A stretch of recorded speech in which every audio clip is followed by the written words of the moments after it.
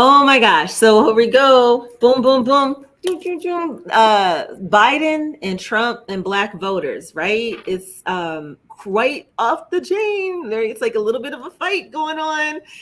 We're going to see the power of social media, the power of culture, and which side of the table really wins with this. With this Biden, Trump, we've got that. We've got Diddy, Wendy Williams, Viola Davis, one of the queens, love her. The power of social retail. There's so much going on with content kings and queen today. Y'all, thanks for jumping in with us. I am Sharice, CMO of hiphoptruth.com. Thanks for jumping in. So, 10G, seriously, former former TMZ Washington, D.C. bureau chief. So This okay, right here. this is it. This is where the election we're gonna figure out who has good content, right? Because I don't think just going out to the voters in a sense of like how are you going to get their vote? I think the ones that actually, whichever campaign shows the behind the scenes stuff of how are they bringing in the black voters or what they're going to do to get their vote, what they expect in the next 4 years. And I guess our voters, our people, we figured out that we've been promised a lot all these years and it's never delivered the right way. But now, because of social media and the impact that it has, you can showcase different things when candidates running and they don't really seize the moment. So we're going to start seeing some creative ways. If I was part of either one of these people's campaign, I know I'll be doing the behind the scenes, going into different neighborhoods and not just asking for the vote, but thinking of something like, this park right here. Just imagine if this had fiberglass backboards and we had a stand over here and we had different things over there. Instead of promising, like saying, with the infrastructure bill, this will be funded this way. Who are the leaders out here in this neighborhood?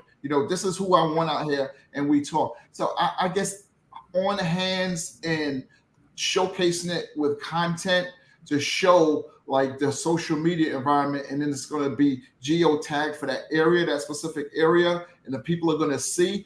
That's going to bring in voters. That's going to be the ones where people are going to be like, you know what? I can see a nice park in my neighborhood.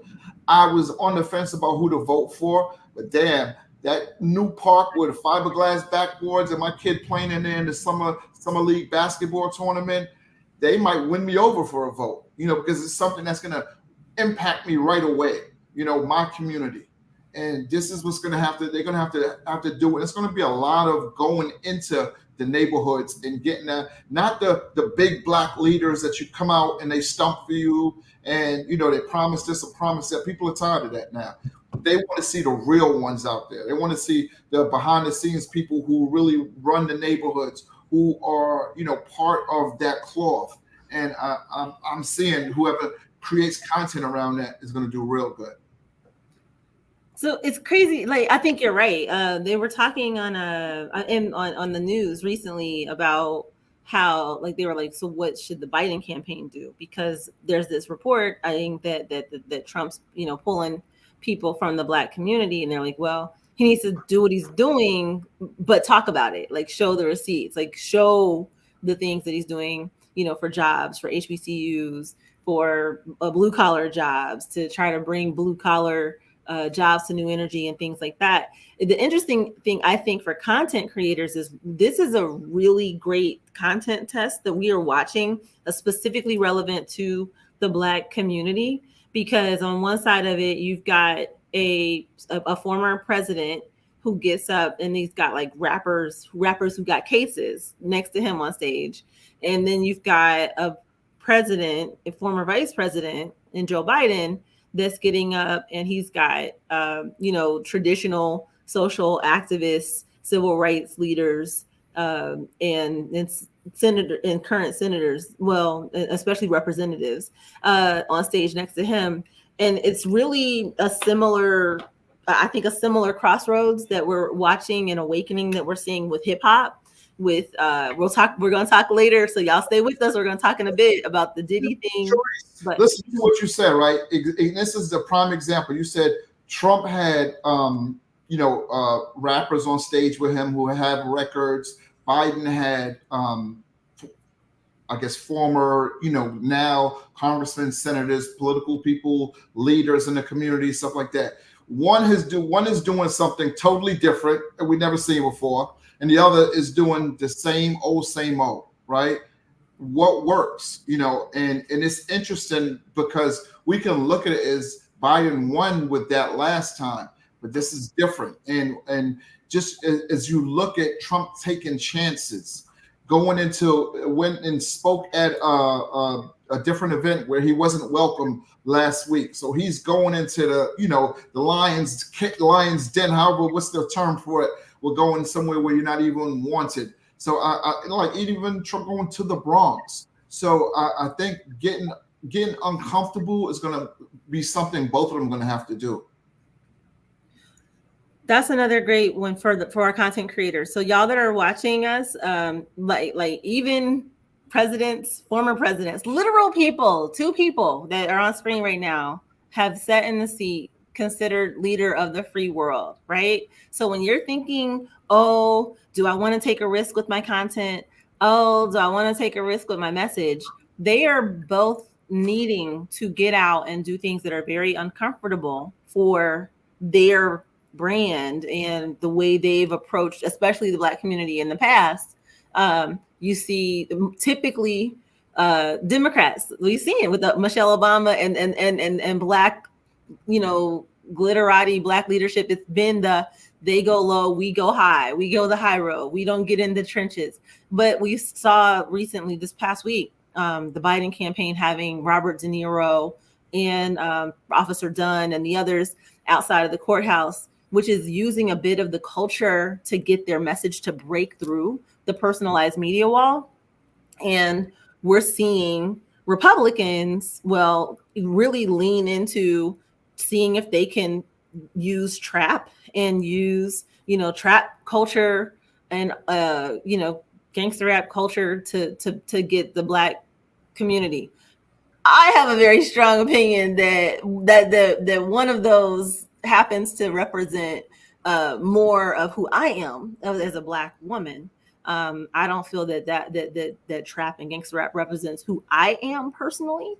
Even though there are people who have been locked up that I love, and I got cousins and friends that have had all of that. That doesn't necessarily, but that's not the epitome of the definition of who we are. But we see 2 people who have been in the seat of being world leaders, stretching to do things with their brand a little bit differently with their messaging. So if someone who is literally set in the seat of being leader of the free world has to take risks with how they do their content and how they get out there, then regular everyday content creators, we definitely have to do that. So I think that was a great point, 10G.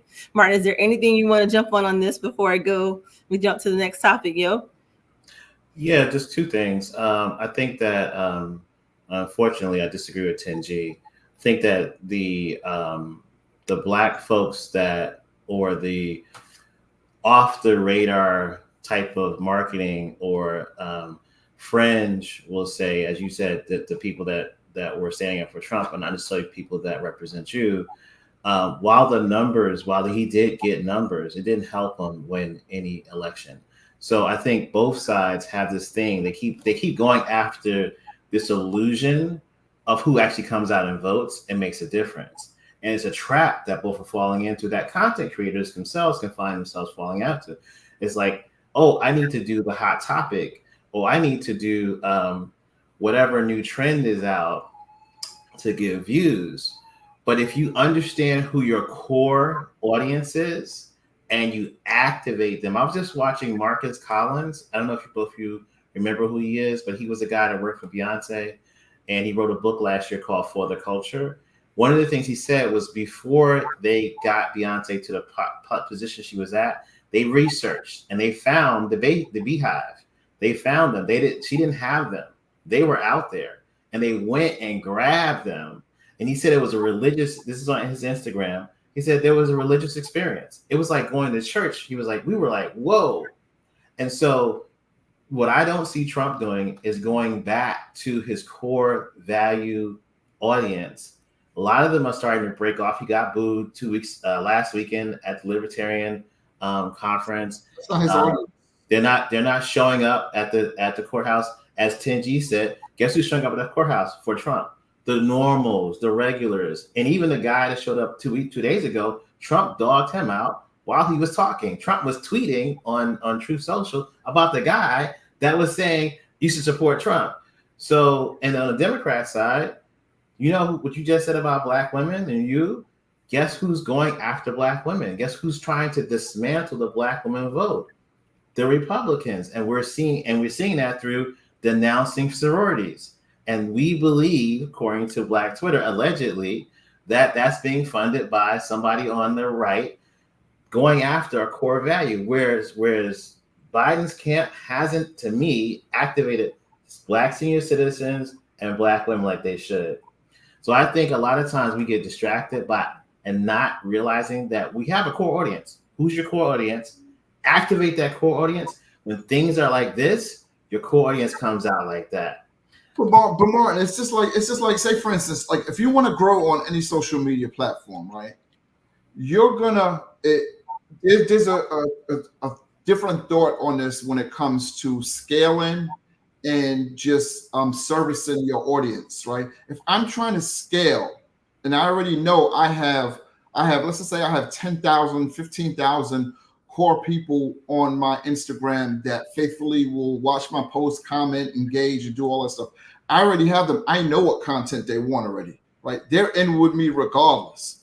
I'm trying to scale. I'm trying to reach 50,000. So I have to start reaching out to people who don't know who I am. So instead of scheduling my content that goes out every day when my audience is on at what Instagram shows me at 1 o'clock, I'm not posting at 1 o'clock now. I'm posting at 11 a.m. because I want to get those other people who don't know who I am or know my content.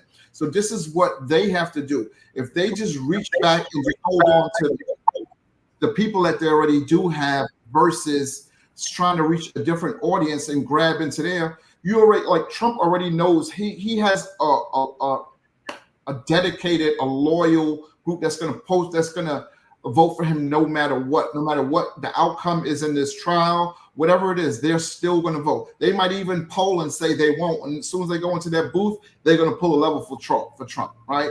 So he has that. What he has to do, and that's why he went to that libertarian thing. He's trying to pull different voters. And that's why he's going after the black vote, after the colored vote, not just black, the Hispanic vote. You're going to see him start speaking about churching. He might even pulling his vice president might be Rubio. So that's what you're going to start seeing. You have to. They already, both of them, just like Biden. Biden already has the older vote. He already has the black women. They supported him. They won him the election that he has now, not someone else, but that right there. So this is where I think when, that outreach that they have, and another thing, the reason why Trump won the 2016 election, it was he did what nobody else was doing at that time, and they took it for granted. And what he did was Facebook. He went onto Facebook and did Facebook ads, and he changed the thought pattern, and that's why he ended up winning the election. And it was analytics, and at that time nobody was doing that, and that's what gave him all the, pushed him over, and why he was able to win the election then. So this is going to be different. I completely disagree, but we'll move on. What's the next? Let's go. So with that being said, let's jump into some really, really dope good news. Speaking of breaking through, Black women breaking through, a queen, Viola Davis, and her and Julius Tenen are doing a new publishing company that spotlights overlooked voices. And I think that here's a great example of somebody using their brand, using their platform, and stepping out there and taking a risk, because she's not just pushing and supporting them. They're actually launching an entire new publishing company that's really going to support like authors and Black creators that are often overlooked. I think that this is just something we definitely want to make sure we illuminate. And so creators and authors and all of you who follow us, thanks for jumping in with us. But this is something that is launching. That's a great opportunity to get in with a dope man and woman, and elevate your brand, your content. So I just think that that's dope. And I think it's a good example of like the contrast we were just talking about, leaning into elevating and bringing people up, or a different path. And I think that she's leaning into the let's elevate and bring people up. So be a huge shout out to Viola Davis and Julius Tenen. And if you weren't aware, head over to hiphoptruth.com and you can learn more about their publishing effort and how to see when they open the doors so you can try to make sure that your content is ready for them to consider with their new publishing effort. So love that they are doing that for sure. I hope that works. We've seen celebrities try this before. What's the guy that plays for the other team, with the afro, light skin? What? Colin Kaepernick? No, plays for basketball. Sorry, plays for basketball. LA Clippers. Yeah. Oh. What's his name? I don't know anything about the guy everybody loves. Stephon Murray. No, not Stephon Murray. The stars with S. Oh, you're talking about Steph Curry. Steph Curry, yeah. Steph Curry tried this with his publishing company, and it failed. I think a lot of times people think that publishing is easy because Amazon makes it look like it's easy, but there's a lot of details that goes into publishing a book. And I know Sharice knows.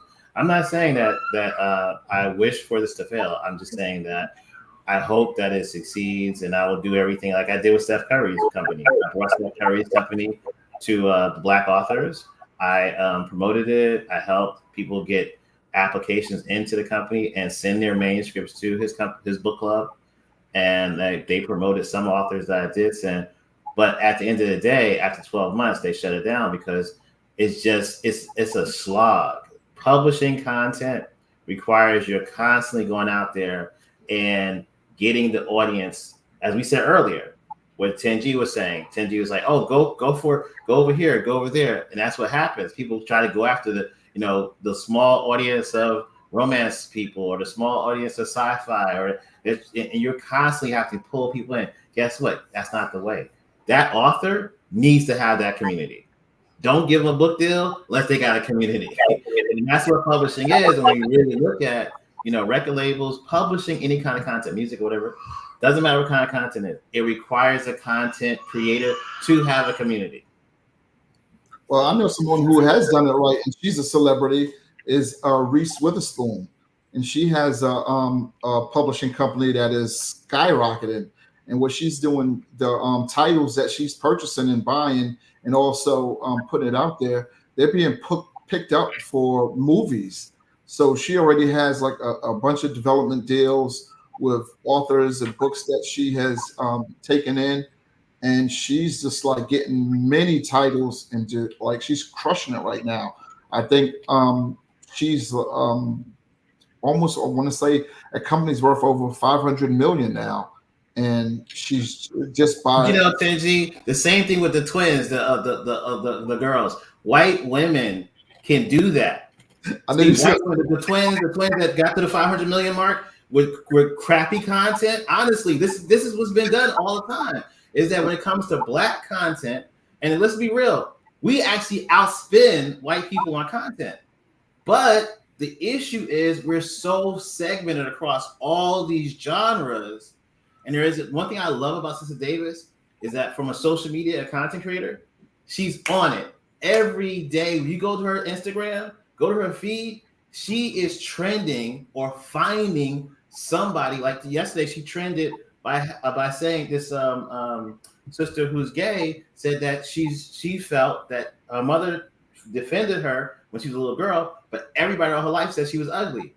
And everybody poured in. 11,000 people within 2 hours poured in and gave this woman love and said, "No, your black is beautiful." So she finds the topics. So I think that, like Rihanna, I think that up until Rihanna, black beauty brands didn't break through to that level. So I think that Viola has the ability to break through, but I am sick and tired of mediocre mainstream being lauded as something great. What Witherspoon has done is a genre of people who are already there. They're already they're on Goodreads. Guess what? Goodreads, the biggest site that Amazon bought for book reviews, it's racist. Black women can't leave we can't leave good reviews about black content on Goodreads. Why? Because white women come underneath there and say this is N-word stuff. So it's easy for Reese, to do what she did because that's the general market. This is a different market. But see, this is what I'll say, Martin. I agree what you say when you have to already have a community, right? And if you notice what's been successful when it comes to celebrities or high-profile individuals when they create either a publishing company or any other, whether it's a makeup business, if you have a community, just like Rihanna, just like Reese, this is why I think Viola Davis will do well as well, right? If you're posting and you already engage with an audience, it's easy for you to transfer them over and to highlight your new business and take it to another level. And this is why all the successful celebrities who are doing beyond whatever industry they're in, whether it's movies, whether it's the sports, the ones that have an audience, a built-in audience, because they're engaging daily with their content, they're becoming successful. Kevin Hart, anyone you name, they're taking it to another level. And until what happened with Will Smith, look at Will Smith as another person. Will Smith all of a sudden got on social media and he just blew right up. So what was going to happen before that incident with the slapping with Chris Rock? His movies would have started blowing up even more because he started having a different audience again. Little kids that was 8 and 12 that didn't know him from his movie star before was all into him now. So whatever he would have came out with would have started taking off. That's why if you already have something successful, whether you're an athlete or a movie star, you gotta produce content and build that that same audience like you do on the big screen and take it over onto social media, and then you can start seeing a lot of the new businesses that you pop up with just really take off as well. So I think that first of all, I want to send love. So hey, Janine, what's up? We would love to hear what you think about this. Thanks for jumping in with us. And also the same. Hey there, Natasha Taylor. Hey, thanks for jumping in. We would love to hear what you have to say. We need to hear it quickly. Martin's showing you some love and saying what's up back.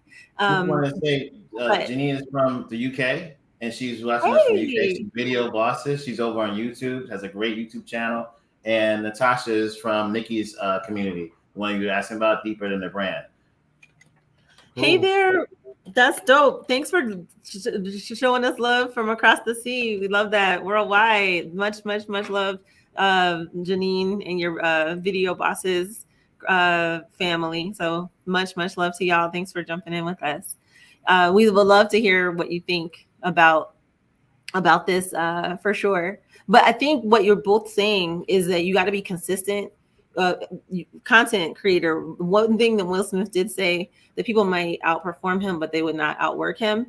And we did see that his brand was going up. But we also know that even before he jumped on the social media, he always had kind of things like swirling around his brand, which Viola Davis, I think for those that are watching, I would highly, highly encourage you to absolutely head over to hiphoptruth.com and learn more about the company that she and her husband, that she and Julius Tennant are launching, because she's got the best of both worlds. Like Martin said, she's out there consistent, she's engaging, so she is showing by what she's doing with her own brand that she can help you be consistent and publish and engage. And also she's been really consistent with who she is. She's been a pretty, I don't want to call it safe, but that's the best thing I can think of right now. She's been a safe, stable, positive, uplifting fixture. Even in the way she wrote her book about her life story was very transparent. So I highly encourage creators to jump in with her and to try to get on the ground floor.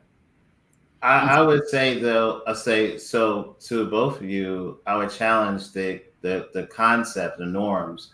To Black Eyed Peas, 1 year in order to make 100 million, they had to do 100 concerts. The same year, the guy that the YouTube, whatever his name is, they did 10 concerts and made 100 million.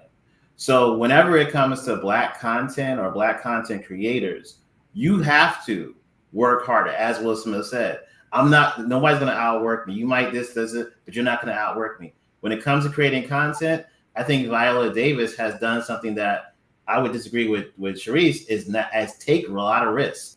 Her brand may be like she's a box office stability, but on social, she's out there in the forefront taking a risk. Saying, I'm going to support this person when 5 other people may have another brands, maybe like, whoa, Viola's like, nah. And she partners up with Tabitha Brown. She partners up. So I think collaboration with other market leaders who are also taking risks and having that kind of alumni of, yo, we on the forefront, we're going to support this risky conversation, and we're going to promote that risky conversation. What I mean is that even though the fact that her brand, her actual brand, because she is so consistent, she is so strong, she is consistently like in an uplifting voice, right? Even when she's taking risks, she's not out here caught up in scandals. She was running a publishing company, and now you got to wonder, is she going to be locked up next week? And because she has been so consistent with her brand, that enables her to be strong and to be bold and championing and lifting up creators. And I'm so excited about this company, this publishing company that she's launching, because she's in a great position to be able to be bold and strong, and especially around some of the issues that the Black community faces uniquely and in ways that others can't. Like, she's got the receipts for her own personal brand to say, look at how I've showed up, look at who I've been, and to say, and when she stands up and she's saying this strong, bold thing for her creators, that put some respect on it. So that's what I mean. I don't mean that she's not willing to take. Speaking of respect, I said, speaking of respect with Viola Davis, she's someone I'm trying to get to be part of my EGOT club luncheon. So, she's an EGOT winner. That's for people, it's very few of them who's part of it. And there's someone who's won an Emmy, a Grammy, an Oscar, and a Tony Award. So I'm putting together a club of just them, and once a year, they're going to have a luncheon. I'm looking for the sponsors for it. I'm putting it together. I'm gonna get Jennifer Hudson. I'm gonna get so it's a few of them that's alive that have won all of those. That's a big achievement. So that's what I'm putting together. I love that. And speaking of things you're putting together, 10G has a project that's coming out, y'all. So you should make sure you jump in on and get on the ground floor of that too. But I love that you're doing that, 10G, because there are so many I think levels of success where we see people are functioning on a similar plane of success, and you would think, oh, they're networking and they're talking and they're planning together. And I'm not gonna go deep into it, but recently I was with someone who's considered, I would say, an international world leader for the Black community, and I thought for sure that they and their peers were talking or had some sort of connection where they were, communicating, planning, strategizing. And it was a hard no, like, no, we don't. I was like, what? So I love that you are putting the luncheon together for them. And 10G has to jump with that. 2 shout outs. Walmart and retail world is feeling the power of social media. If y'all aren't in on that, I would encourage you to Google it and look at how social media is causing Walmart, Amazon restaurants to slash their prices. And also, I think next week we'll be able to dig in a bit more on the whole Wendy Williams Diddy. There's a lot. There's a lot there, and we are out of time for today to dig in on it. Martin, do you have any additional thoughts or comments before we jump?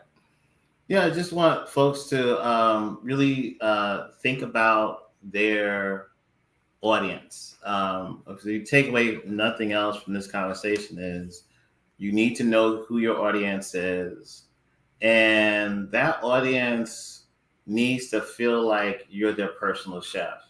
Now, definitely, you can cook the same meal once a week, especially if you're killing it. If you got some great, gumbo or some great smoked salmon, or you got some, I'm gonna make you hungry, but you know what I'm saying. Y'all get what I'm saying, and you know how to kill that particular meal. Absolutely, you can kill it once a week, but I would suggest to you that when you look at people like Viola Davis, or you look at any of your favorite content creators, the way they curate the content, some of it is in the moment, some of it is well thought out, well positioned, graphic looking, wonderful. And then some of it is just random. And I say in the moment, meaning like this is a moment we have to talk about it, but random means like, you know what? I'm just gonna like this and share this because that felt good. That kind of curation and thought needs to go into your audience. And even as I slightly disagree that you need to step outside of the demographic of your audience and reach for more. What we do have right now is whether you're on LinkedIn, whether you're on TikTok, whether you're on even X, or you're on Threads or IG, the algorithms are allowing you to reach a new audience. Whereas 2 or 3 years ago, you were throttled. So to Tenji's point, you can reach outside of your core audience that you're serving. But I would also recommend that you dig deeper into that core audience and start to look at local segmented audience. So what are the people that follow you in Chicago doing? What are their pain points? Can you speak to some of their pain points, or can you speak to some of their issues? What are the people in the UK doing? What are the people? That was a great interview Will I Am gave on Drink Champs, and his AI that he's building, her name is Felicia, and he says the reason why he named her Felicia and the reason why she sounds like a Bristol person from UK is because all these communities that are being left out of the conversation of AI, they need to. He's like, why should Siri sound or Alexa sound like a white British person? Why can't they sound like somebody from Jamaica who lives in Bristol? Or why can't they sound like a Black Canadian? Or why can't they sound like somebody from Oakland? Or why can't they sound like somebody from Colombia, which I didn't know Will I Am is actually a Black Mexican. So why can't they sound like somebody from the hills in different sections of Mexico? And that he's all right. But what that is hyper local segmentation. And that I think is the future. I don't think the future lies in you constantly reaching out. I think the future lies in you coming in and being very strategic and intentional with making sure that your core audience and their local needs are met. Dope. Dope. Dope. And speaking of being hyper local and jumping in, what's up? Also 72. Thanks for jumping in with us from Denver, Colorado, and on YouTube. Much love. And so I think that's a great example, like where people are from, recognizing who they are, where they're from is dope. Tenji, I want your last tip. I'll go ahead and give mine. In line with what Martin was saying about knowing your audience.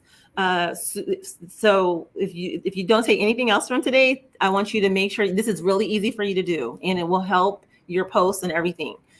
Go back and look at your posts that have done really well, right? And the posts that got a lot of comments. And people love to hear themselves and see themselves reflected in what you're saying. I think often when people do ads or when they make a post, all of a sudden it can become this generic super advertising copy. But what you really want to do is look at the words that your audience is using. So if you had a car lot, right? And you were like, oh, we have the best cars. Well, if your audience calls them whips, then you should probably be saying that we have the dopest whips instead of we have the best cars. That's a very, very basic example of what I'm saying, but you can take this and apply it to everything else you do. If you are an accountant, or you do books for celebrities, or you're an artist and you think of it as you have dope tracks, but your audience keeps saying that, wow, they love that you have music that moves them, you should be talking about bringing them more music that moves them.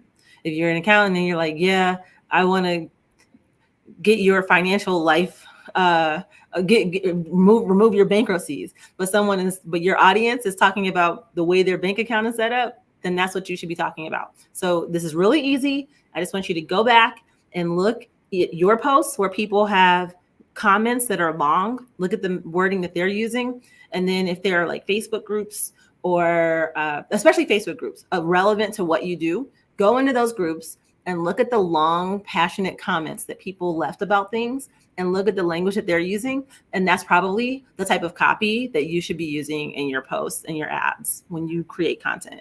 What you got, 10G? One thing I would say, I would leave with, I just think everybody should start thinking of themselves as their own media company. And I'm real big on that, because we're at a time right now with all of these platforms that are free. You have to look at them as distribution centers for the content and the audience that you're trying to build. Your audience is specific. You're going to grow an audience, and you can niche down in topics to whatever you like, but show an overall theme on your pages. So look at it, and I'll say this as I always do. If you ever look at TMZ's website, and it took me years to learn, it's just not about all celebrities. It's not just celebrities, it's sports, it's politicians, it's hip hop, it's YouTube stuff.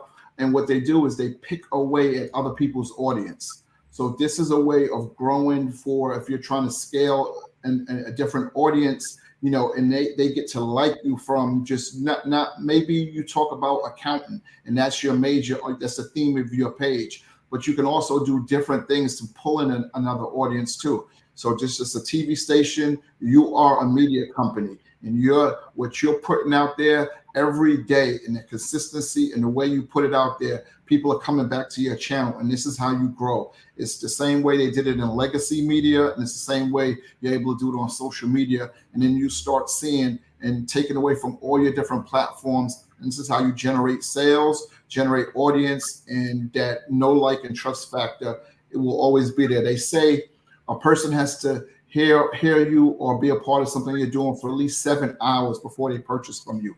And this is now, you can do that real easy by doing lives, by doing podcasts, doing videos every day, doing stories, and from all these different platforms where people are going to find you, and you're going to start seeing your business and your brand grow. So there you go. And look at that. Okay. Also, thanks for jumping in and subscribing and following with us. Much love to you. And then like and subscribe. Love it.